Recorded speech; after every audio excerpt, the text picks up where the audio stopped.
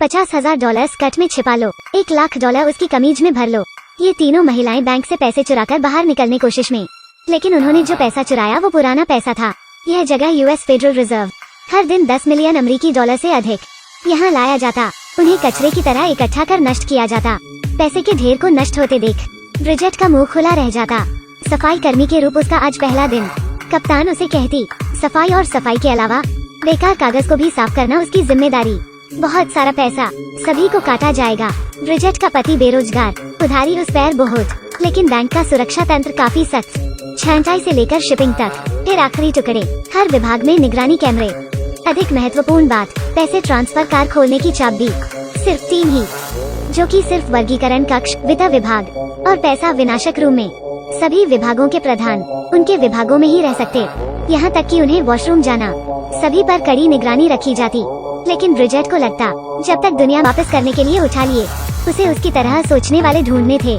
काम के बाद उसने विनाशक रूम की नीना पर नजर बनाए और तभी उसने बैंक से पैसे चुराने का विचार उसे बता दिया। उसने इनकार कर दिया क्योंकि नीना एक अकेली माँ, अगर वो पकड़ी गई उसके दोनों बच्चों को अनाथालय में भेज दिया जाएगा। ब्रिजेट ने तभी बाहर से देखा नीना के बच्चे, उसकी कमजोरी। अगले दिन नीना अलमारी के पास, यह कुछ अच्छे स्कूलों के प्रवेश पत्र बच्चों के लिए, यही एक रास्ता हो सकता है जो नीना मना नहीं कर सकती। नीना तुरंत हाँ कर देती। अगले दिन उन्हें जैकी मिली, जो कि पैसा ट्रांसफर प्रभारी थी। वो बचपन से ही मधुमेह से पीड़ित, महंगी दवाइयों ने उसे परेशान और गरीब बना दिया।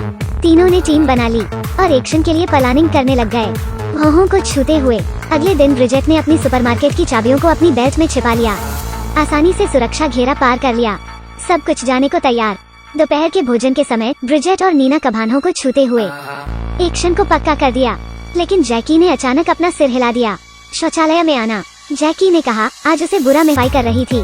चालाकी से चाबी बदल देती, उसी प्रकार से ताला जिसे उसने सुपरमार्केट से खरीदा था।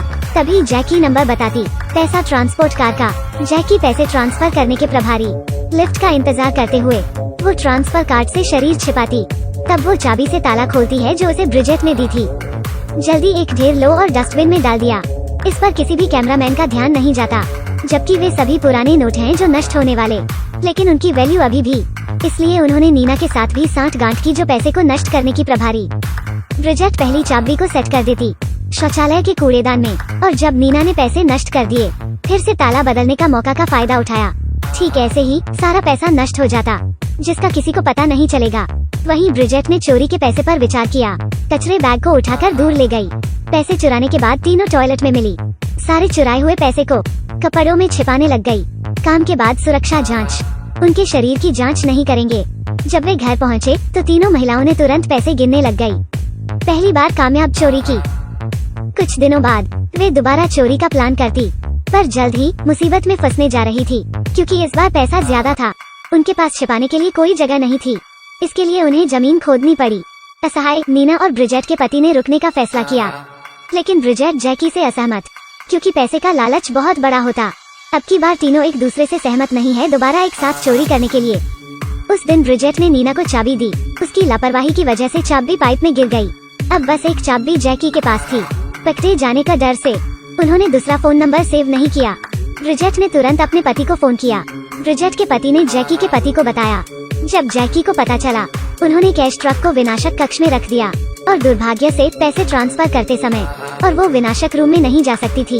इस तरफ नीना अगले पैसे की कार को नष्ट करने वाली।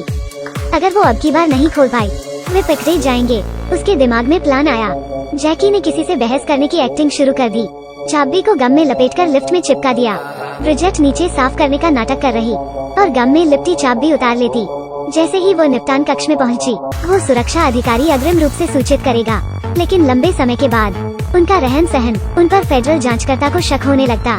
ब्रिजेट को भी थोड़ा असहज लगने लगता, लेकिन अब देर हो चुकी थी। अगले दिन जांचकर्ता बैंक जाता, उनकी अमीरी की फोटो लेकर आता, लेकिन दिखावा करने वाले निर्देशक ने इसे स्वीकार नहीं किया। उसने कहा उनकी सिक्योरिटी कोई नहीं तोड़ सकता, और जांचकर्ता से पूछा। उसी समय ब्रिजेट के पति पता चला, उन पर नजर रखी जा रही। उन्होंने रात में सबूतों को खत्म करने का प्लान बनाया। नीना ने सारे पैसे आग में जला दिए। ब्रिजेट का पता पैसों को फाड़कर नीचे पाइप में फेंक देता। जैकी और उसका पति पूरे घर को उड़ा देते और पुलिस आ गई। वे सभी गिरफ्तार हो गए थे। सौभाग्य से ब्रिजेट के पास पैसे का एक थैला था।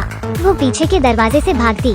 पूछताछ की एक रात तक जैकी ने सब कुछ मान लेती, लेकिन नीना की रिहाई की शर्त पर, क्योंकि उसके 2 बच्चे। तभी ब्रिजेट एक वकील को लेकर आती, क्योंकि जांचकर्ता के पास कोई सबूत नहीं था कि यह पैसा बैंक से चुराया गया, और बैंकर को साफ पता था कि ये तीनों पैसे चुरा रहे। वो कुछ पैसे उनसे अलग निकाल लेती थी और बार में जाकर छिपा देती थी। पैसों से भरे कमरे को देखकर वे एक दूसरे को गला लगा लेते